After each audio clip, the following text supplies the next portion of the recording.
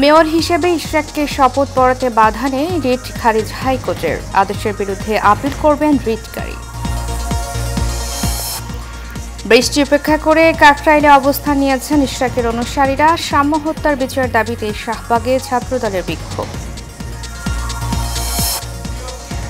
ডিসেম্বরের মধ্যে জাতীয় নির্বাচন হওয়া উচিত, অফিসার্স অ্যাড্রেসে সেনাপ্রধান। সংস্কারের বিষয়ে অবগত নয় সেনাবাহিনী। এবং যুক্তরাষ্ট্রে ইসরায়েলি দূতাবাসের 2 কর্মীকে গুলি করে হত্যা, এই ঘটনা ইহুদি বিদ্বেষী সন্ত্রাসবাদ বলছে ইসরায়েল।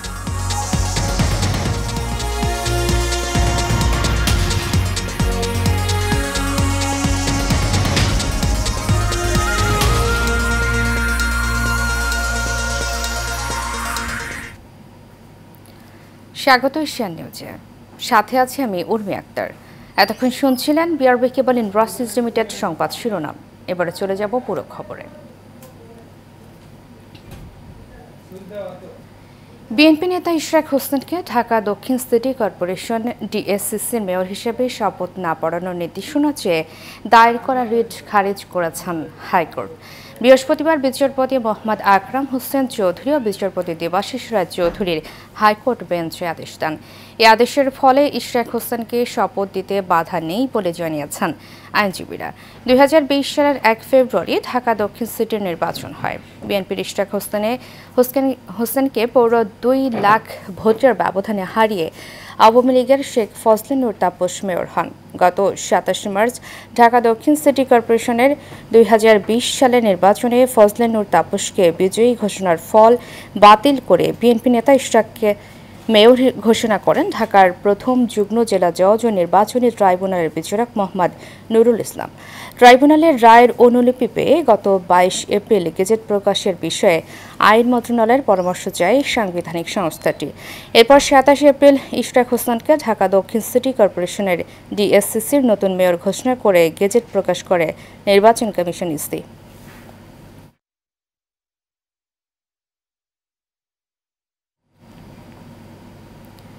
এদিকে বৃষ্টি উপেক্ষা করেও টানা 8ম দিনের মতো মেয়রের দায়িত্ব বুঝিয়ে দেওয়ার দাবিতে বিক্ষোভ অবস্থান কর্মসূচি পালন করছেন বিএনপি নেতা ইশরাক হোসেনের সমর্থকরা। সকালে রাজধানীর কাকরাইল মোড়, মৎস্য ভবন ও আশপাশের এলাকায় সরেজমিনে দেখা যায় সমর্থকেরা ব্যারিকেড দেওয়া সড়কের পাশে অবস্থান নিয়েছেন। প্রবল বৃষ্টির মধ্যেও তারা কর্মসূচি চালিয়ে যাচ্ছেন। এর আগে টানা কয়েকদিন নগর ভবন ঘেরাও করে বিক্ষোভ করেন তারা। ঢাকার বিভিন্ন ওয়ার্ড ও থানা থেকে আগত নেতাকর্মীদের অংশগ্রহণে কর্মসূচির দৃশ্যপট আরও উত্তপ্ত হয়ে উঠেছে।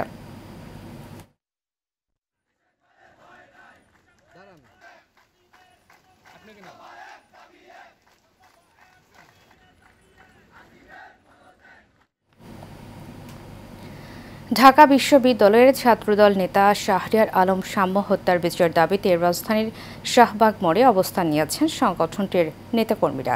অবস্থানের কারণে শাহবাগ মোড় দিয়ে যান চলাচল বন্ধ হয়ে যায়। আজ বৃহস্পতিবার সকাল 10টার দিকে ছাত্রদলের কেন্দ্রীয় সভাপতি রাকিবুল ইসলামের নেতৃত্বে প্রায় শতাধিক নেতাকর্মী শাহবাগ মোড়ে অবস্থান নেন। এর আগে সকাল 9:30 থেকে ছাত্রদলের নেতাকর্মীরা শাহবাগ মোড়ে জড়ো হতে থাকেন। শাহবাগ মোড়ে অবস্থানরত ছাত্রদলের নেতাকর্মীরা জানান, আজ বিকেল 5টা পর্যন্ত তাদের এই অবস্থান কর্মসূচি চলবে। কর্মসূচিতে অংশ নিতে বিভিন্ন শাখা ইউনিটের নেতাকর্মীরা আসছেন।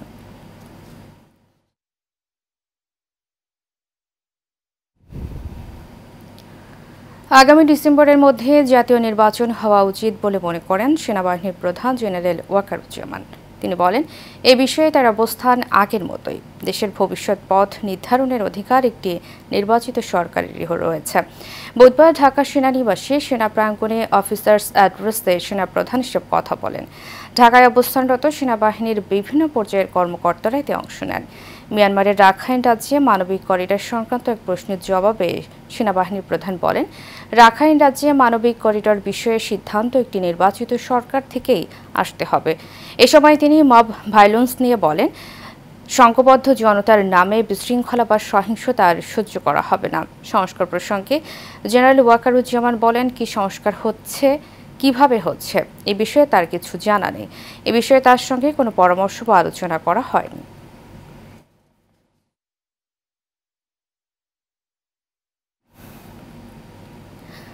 আসন্ন ঈদুল আজহা উপলক্ষে বাংলাদেশ রেলওয়ে ট্রেনের অগ্রিম টিকিট বিক্রি শুরু করেছে।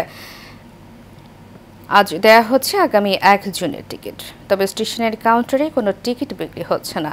যাত্রীদের সুবিধার্থে শতভাগ আসনের টিকিট অনলাইনে বিক্রি করা হবে। সকাল ৮টায় বাংলাদেশ রেলওয়ের পশ্চিম অঞ্চলে চলাচল করা ট্রেনগুলোর আসনের টিকিট বিক্রি শুরু হবে এবং দুপুর ২টায় বিক্রি শুরু হবে পূর্ব অঞ্চলে চলাচল করা ট্রেনগুলোর আসনের টিকিট। এবার ঈদে ৫ রুটে ১০টি স্পেশাল ট্রেন চলবে। এসব ট্রেনের মধ্যে কিছু ট্রেন আগামী ৪ থেকে ৬ জুন এবং ঈদের পরে ৯ থেকে ১৪ জুন পর্যন্ত চলাচল করবে। এছাড়া ঈদের দিনেও কিছু ট্রেন চলবে। স্পেশাল ট্রেনের টিকিট স্টেশনের কাউন্টার থেকে পাওয়া যাবে, অনলাইনে বিক্রি হবে না।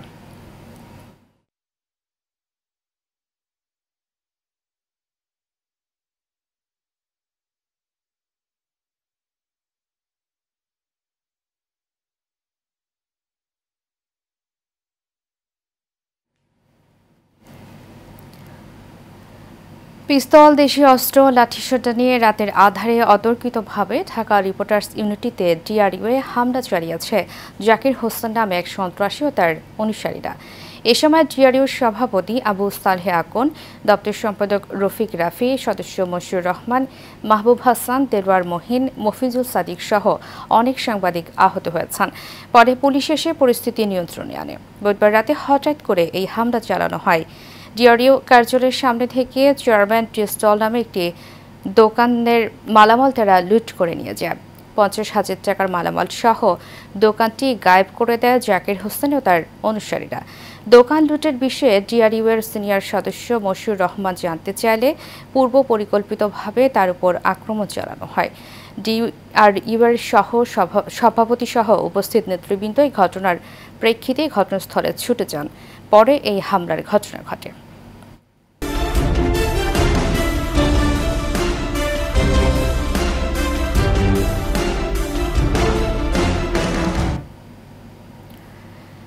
ঝালকাঠির শান্ত নৌসিটিতে এখন রাতের নিস্তব্ধতা খান খান হয়ে যায় ড্রেজারের দানবীয় গর্জন আর মাটি কাটার অশুভ মহোৎসবে। সুগন্ধা ও বিষখালী নদীর তীরে যেন নেমে এসেছে সাক্ষাৎ জবদূত। প্রতিদিন ১৫ থেকে ২০টি ড্রেজার কেড়ে নিচ্ছে মানুষের শেষ আশ্রয়টুকু। ঝালকাঠির নৌসিটির প্রতিনিধি ইব্রাহিম খান শাকিলের রিপোর্ট জানাচ্ছেন নূর মোহাম্মদ ভুইয়া।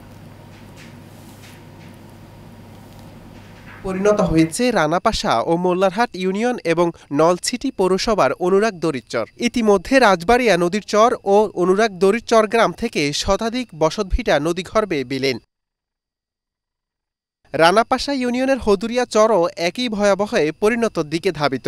সব মিলিয়ে প্রায় ৩০০ পরিবার আজ খোলা আকাশের নিচে সহায় সম্বলহীন। স্থানীয়দের অভিযোগ, প্রশাসনের নাকের ডগায় দিনের পর দিন এই বেআইনি ড্রেজিং চললেও রহস্যজনক নীরবতা। ৪-৫টা ডিরেক্টর দিয়ে বালু কাটতেছে প্রতিদিন, এই যে রাত্রবেলা সারা রাত্র বালু কাটে, কাটে আর ভাঙে। বালু তুললেই তো কাটতে হলো, ভাঙে যাইতেছে। কে কইব আমাকে তো কবার কার কাছে অভিযোগ দেবো? অভিযোগ দেওয়ার তো লোক নাই আমাকে। এখন এগুলো আমাকে ঠেকানোর দরকার। আর যদি আপনারা যদি আমাকে সাহায্য না করেন, আমাকে বাঁচার কোনো উপায় নাই। আমি ৪বার বাড়ি পাল্টাইছি। এখন আমার এমন অবস্থা হয় যে আমার আর একটা জায়গা নাই যে মানে একটা বাড়ি করা। আমার দাদার ১৬০ একর সম্পত্তি সব নদীতে। অবিলম্বে সরকারের পক্ষ থেকে বালু উত্তোলন বন্ধ ও ব্লক ফেলে নদীর তীর রক্ষার দাবি জানিয়েছেন ঝালকাঠি নলছিটি ২ আসনের জামায়াতে ইসলামের সংসদ সদস্য প্রার্থী শেখ নেয়ামুল করিম। আমরা যথাযথ কর্তৃপক্ষের কাছে স্ট্রং দাবি জানাচ্ছি যে এই এলাকার সহ ঝালকাঠির আরও সুগন্ধা সহ আরও অনেক জায়গায় এরকম অবৈধভাবে বালু উত্তোলনের কাজ চলছে, সেটা আমাদের বন্ধ করতে হবে। রাতের আধারে বালু উত্তোলনকারীদের বিরুদ্ধে বিভিন্ন সময়ে শাস্তিমূলক ব্যবস্থা নেওয়া হয়েছে জানিয়ে উপজেলা নির্বাহী কর্মকর্তা বলেন, আবারও অভিযান চালানো হবে। আমি আমার নলেজে নেই, এরকম যদি কেউ আপনার এরকম অভিযোগ আমরা পাই তাহলে অবশ্যই তাদের বিরুদ্ধে আমরা আইনগত ব্যবস্থা যেটা নেওয়ার সেটা আমরা। নদী ভাঙ্গনের হাত থেকে বাঁচতে এবং অবৈধ ড্রেজিংয়ের প্রতিবাদে নলছিটি মানুষ মানববন্ধনও করেছেন, যা তাদের সম্মিলিত প্রতিরোধ ও বাঁচার আকুতি স্পষ্ট করে তোলে। নূর মোহাম্মদ ভুইয়া, এশিয়ান টেলিভিশন। সাবেক সংসদ সদস্য কণ্ঠশিল্পী মমতাজ বেগমকে মানিকগঞ্জের সিংকাইরে ২০১৩ সালে ৪ জনকে গুলি করে হত্যার মামলার শুনানিতে অংশ নিতে কাশিমপুর কেন্দ্রীয় কারাগার থেকে আজ মানিকগঞ্জ চিফ জুডিশিয়াল ম্যাজিস্ট্রেট আদালতে আনা হয়েছে। মামলার শুনানিতে মমতাজ বেগমের পক্ষে আইনজীবী হিসেবে উপস্থিত ছিলেন খোরশেদ আলম এবং জাহিদ খান উজ্জ্বল। এর আগে 4 দিনের রিমান্ডে জিজ্ঞাসাবাদ শেষে তাকে কাশিমপুর কারাগারে পাঠান ঢাকার চিফ মেট্রোপলিটন ম্যাজিস্ট্রেট আদালত। তার বিরুদ্ধে পরিবহন, চাঁদাবাজি, টেন্ডারবাজি, নিয়োগ ও পদবাণিজ্য সহ নানা দুর্নীতির অভিযোগ রয়েছে। এছাড়াও মানিকগঞ্জের সিংগাইর থানায় হত্যা মামলা এবং হরিরামপুর থানায় হামলা, মারধর ও ভাঙচুরের অভিযোগে দায়ের হওয়া মামলার প্রধান আসামি তিনি। ঢাকার বিভিন্ন থানায়ও রয়েছে একাধিক মামলা। সংসদ সদস্য থাকাকালে জিয়াউর রহমানকে নিয়ে বিতর্কিত বক্তব্য এবং সংসদ অধিবেশনে গান গেয়ে আলোচিত সমালোচিত হন মমতাজ বেগম। দীর্ঘদিন সংস্কার না হওয়ায় গাজীপুর শিল্পাঞ্চল, কাশিমপুর, সোরাবাড়ি, নরসিংহপুর মহাসড়কের বেহাল অবস্থা। প্রতিদিন হাজার হাজার মানুষ এই সড়ক দিয়ে যাতায়াত করলেও কোনো ধরনের কার্যকর সংস্কার কাজ না হওয়ায় রাস্তার গর্ত ও খানাখন্দের কারণে ভোগান্তি পোহাতে হচ্ছে এলাকাবাসীকে। বিশেষ করে সকালে ও সন্ধ্যায় কর্মস্থলে যাতায়াতকারীরা কর্মজীবী মানুষ পড়েছেন চরম ভোগান্তিতে। বৃষ্টি হলে রাস্তায় পানি জমে থাকে, দেখা যায় না গর্তগুলো, ফলে প্রায়শই ঘটছে দুর্ঘটনা। স্কুল কলেজগামী শিক্ষার্থীদের জন্য এই সড়ক হয়ে উঠেছে এক প্রকার দুর্ভোগের নাম। শিল্প অঞ্চল ও জনবহুল এলাকার সড়কটি হওয়ায় এর দ্রুত সংস্কার ও মেরামত দাবি এলাকাবাসীর। করতে পারে না, আমাদের রাস্তাটি অনেক ক্ষতিগ্রস্ত, যার কারণে আমাদের কলেজের ছাত্ররা, তারপরে স্কুলের ছাত্রছাত্রীদের যাতায়াত করা অনেক অসুবিধা হয়ে যাচ্ছে। বাগবাড়ি হইতে নরসিংপুর পর্যন্ত, কাশিমপুর পর্যন্ত, একদম কোনাবাড়ি পর্যন্ত সম্পূর্ণ এইরকম বেহাল। এটা হলো কিন্তু একটা হলো মেন রাস্তা। দেখেন এদিক দিয়ে কোনো গাড়ি ঘোড়াই নাই, আর হলো যারা যায় মনে হয় যুদ্ধ করে যাইতো এই রাস্তাটা। আমরা চাই এই রাস্তাটা দ্রুত হোক। যে কোনো গাড়ি অনেক সময় আমরা দেখতে পাই, অনেক সময় অ্যাক্সিডেন্ট করে, অনেক সময় গাড়ির চাকা পালচার হয়ে পড়ে। উদ্বোধনের 2 বছরেও চালু হয়নি Barishal IT training and incubation centre. আধুনিক ভবন সহ সব ধরনের সুযোগ সুবিধা থাকার পরেও কোনো কাজে আসছে না আইটি সেন্টারটি। ফলে পিছিয়ে পড়ছে তথ্য প্রযুক্তিতে দক্ষ জনশক্তি তৈরিতেই কার্যক্রম। যদিও জেলা প্রশাসন বলছে দ্রুতই চালু করা হবে আইটি সেন্টারটি। অপূর্বের ক্যামেরায় কামরুজ্জামান ডলারের রিপোর্ট, জানাচ্ছেন মেহরাব সুমন। নীল কাচে ঘেরা 6তলা নান্দনিক ভবনটি নজর কাড়ে যে কারোরই। ভেতরে কাচের গম্বুজ সৌন্দর্য আরও বাড়িয়েছে। পাশেই দোতলা ক্যান্টিন ও মিলনায়তন। বলছি বরিশাল নগরীর নথুল্লাবাদ 2.5 একর জায়গায় গড়ে তোলা আইটি ট্রেনিং অ্যান্ড ইনকিউবেশন সেন্টারের কথা। উদ্বোধনের 2 বছর পার হলেও এখনও চালু হয়নি IT training and incubation centre. ফলে আধুনিক সব সুযোগ সুবিধা থাকার পরেও উপকার পাচ্ছেন না আইটি খাতের উদ্যোক্তারা। সোশ্যাল মিডিয়া আউটসোর্সিং নিয়ে যারা কাজ করতে চাই তাদের একটা আবাসস্থল হবে আইটি সেক্টর, কিন্তু এটা বিগত দিন থেকে অকার্য হিসাবে পড়ে আছে। সরকারিভাবে বরিশালে আপনার অন্য কোনো প্রতিষ্ঠান এরকম চালু হয় না, এইটাই প্রথম। আর এটা আপনার শুধু বন্ধ আছে, এটা চালু হইলে আমরা যারা তরুণ সমাজ আছি আমাদের জন্য এটা খুব ভালো আর কি। আইটি ফার্মটা উদ্বোধন করা হয় আনুষ্ঠানিকভাবে, তাহলে এখান থেকে শিক্ষার্থীরা সুযোগ সুবিধা পাবে। ফ্রিল্যান্সিং, আউটসোর্সিং এই কাজগুলো করে আমরা আর্থিকভাবে অনেক এগিয়ে যেতে পারবো এবং আমাদের দেশ, তরুণ সমাজ তথ্য প্রযুক্তির ক্ষেত্রে অনেক এগিয়ে যাবে। বরিশালের শিক্ষিত তরুণদের প্রশিক্ষণ এবং কর্মসংস্থানের ব্যবস্থা করবে হাইটেক পার্ক অথরিটি। যদিও ঠিকাদারি প্রতিষ্ঠানের দাবি নির্মাণ কাজ শেষ হবার পর বারবার চিঠি দিলেও ভবনটি বুঝে নিচ্ছেন না সরকার। আমাদের এই প্রজেক্টটি অনেক আগেই শেষ হয়েছে। আমরা সরকারকে বেশ অনেকবার আমরা চিঠি দিয়েছি বুঝে নেওয়ার জন্য। আসলে তারা কেন বুঝে নিচ্ছে না এটা আসলে আমরা বলতে পারছি না। এমন বাস্তবতায় শীঘ্রই আইটি ট্রেনিং সেন্টারটি চালু করার কথা জানালেন জেলা প্রশাসক। তথ্য প্রযুক্তি খাতে আমাদের উদ্যোক্তা তৈরি হবে এখানে, এবং একাডেমিয়া এবং আইটি ইন্ডাস্ট্রির মধ্যে একটা সেতুবন্ধন তৈরি হবে এই বরিশাল অঞ্চলে। এ বিষয়ে প্রকল্প পরিচালক মোহাম্মদ হুমায়ুন কবিরের সঙ্গে যোগাযোগের চেষ্টা করা হলে তাকে পাওয়া যায়নি। Asian television news desk.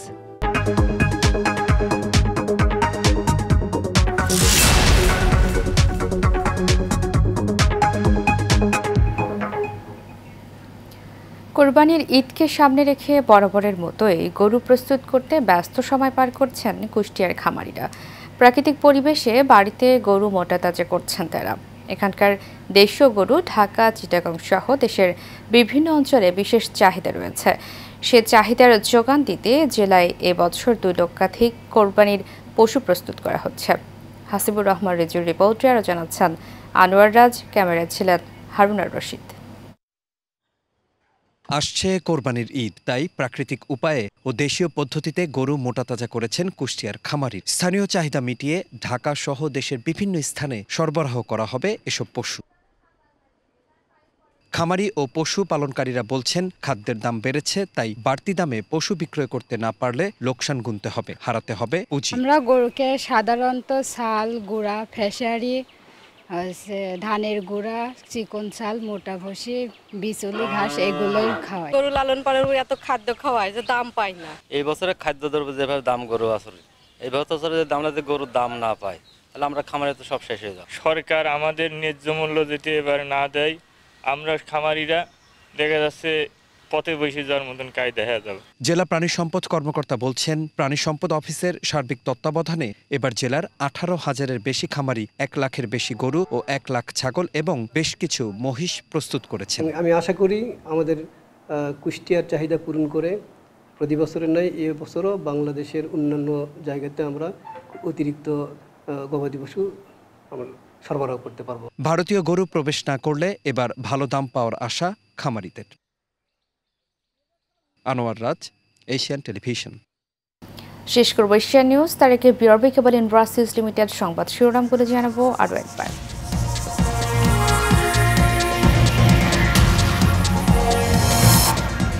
Mayor হিসাবে ইশরাককে শপথ পড়াতে বাধা নেই, রিট খারিজ হাইকোর্টের। আদেশের বিরুদ্ধে আপিল করবেন রিটকারী। বৃষ্টি উপেক্ষা করে কাকরাইলে অবস্থান নিয়েছেন ইশরাকের অনুসারীরা। সাম্য হত্যার বিচারের দাবিতে শাহবাগে ছাত্রদলের বিক্ষোভ। ডিসেম্বরের মধ্যে জাতীয় নির্বাচন হওয়া উচিত, অফিসার্স অ্যাড্রেসে সেনাপ্রধান। সংস্কারের বিষয়ে অবগত নয় সেনাবাহিনী।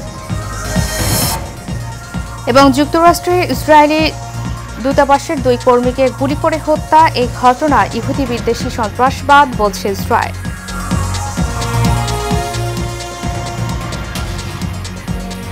এশিয়া নিউজে পর্যন্তই। পরবর্তী সংবাদ দেখার আমন্ত্রণ জানিয়ে শেষ করছি। ধন্যবাদ সবাইকে।